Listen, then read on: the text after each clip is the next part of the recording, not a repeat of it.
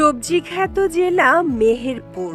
এ জেলার মাটি ও আবহাওয়া সবজি সহ সব ফসলের উপযোগী হওয়ায় প্রথম পরীক্ষামূলক জিরা চাষ করেছেন মেহেরপুর সদর উপজেলার নিকটাত্মীয়ের কাছে। জিরা চাষের গল্প শুনে তিনি আগ্রহী হয়ে ওঠেন।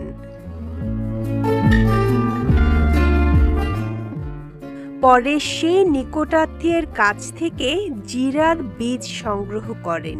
বাড়ির পাশের একটি ৬ শতক জমিতে সেই বীজ বপন করেন।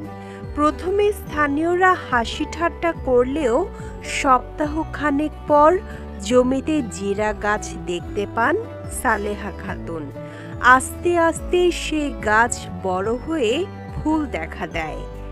বর্তমানে প্রতিটি জিরা গাছ হলুদ ফুলে ভরে উঠেছে। জমি পরিচর্যা থেকে শুরু করে এ পর্যন্ত খরচ হয়েছে ১,২০০ টাকা। আবহাওয়া অনুকূলে থাকায় খরচের তুলনায় অধিক পরিমাণ লাভের আশা করেছেন তিনি। এবার লাভ হলে আগামীতে বাণিজ্যিকভাবে আরো বড় পরিসরে জিরা আবাদের প্রত্যাশা তার। তখন দেখছি ভালোই হয়েছে আর কি। এখন এই নিয়ে মানুষ সব দেখাশোনা আসা যাওয়া করছে। এখন এতে যদি সবার ভালো হয় আমারও ভালো।